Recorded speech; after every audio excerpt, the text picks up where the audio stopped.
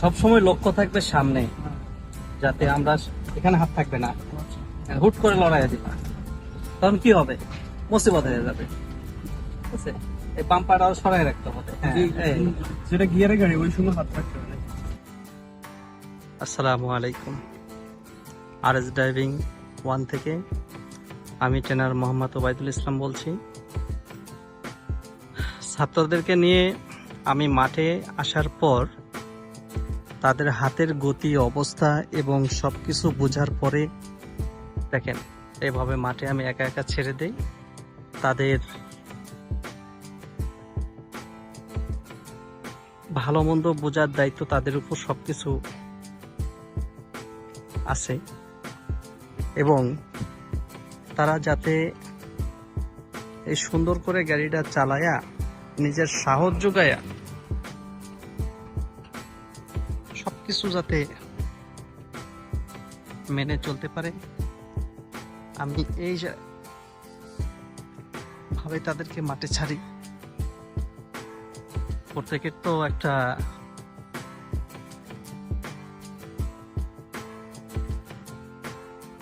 সাহসের প্রয়োজন আছে, প্রত্যেকের একটা করে সাহসের প্রয়োজন আছে। তাই এই সাহসটা জোগানোর জন্যই এই মাঠে আবার তাকে ছেড়ে দিয়েছি আমি।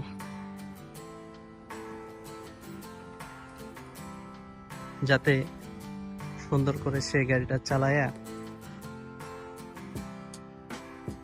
নিজের ভয়টা দূর করতে পারে।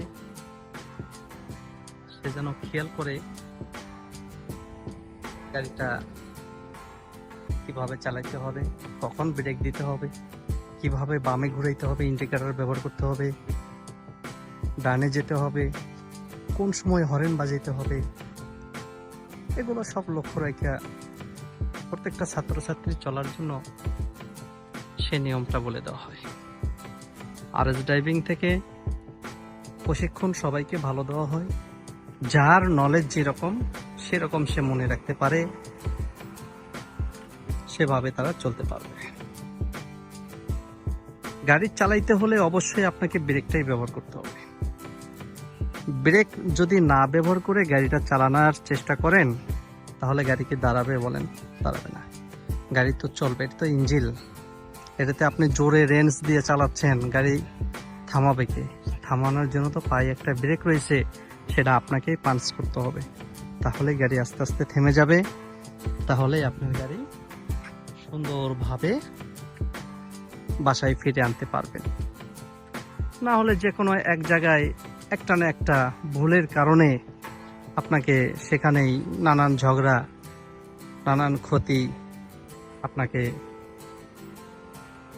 জরিমানাও দিতে হবে সে জায়গায়। এমনকি বিপদগ্রস্ত আরো হতে পারেন, হাত পায়ের ক্ষতি হতে পারে, হাসপাতালে যা ঘুমাইতে পারেন। তাই সাবধানে গাড়ি চালাবো,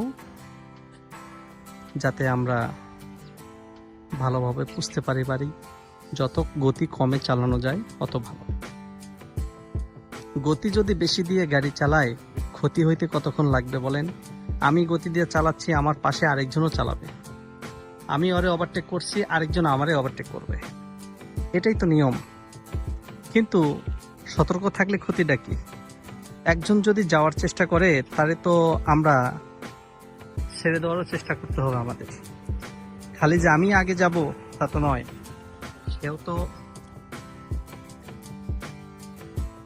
আগে যাওয়ার জন্য চেষ্টা করবে। আমার গাড়িটা 15 ফিটের গাড়ি, ডানে থেকে বামের লুকিং গ্লাস পর্যন্ত 7 ফিট, 6.5 ফিট হয়, আমি 7 ফিট দেই। আমি যেই ড্রাইভিং সিটে বসি সেখান থেকে আমার সামনের জায়গাটা হচ্ছে বাম্পার পর্যন্ত 7.5 ফিট, 5 হাত।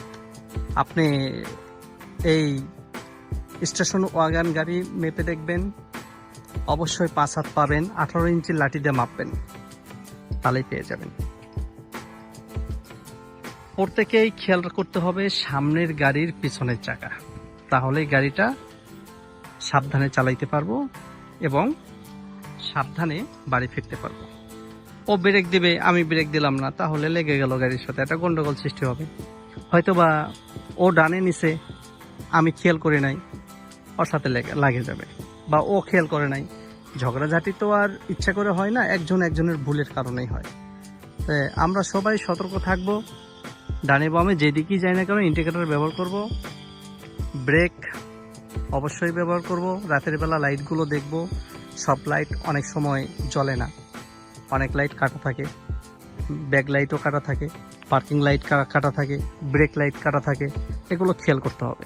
মাঝে সাঝে এগুলো চেক দিব, ইঞ্জিনের পানি চেক দিব, মোবিল চেক দিব, এবং ব্রেকটা ভালো করে দেখব যে আসলে আমার ব্রেকটা ভালোভাবে ধরে কিনা, সেটাও আমাকে দেখতে হবে।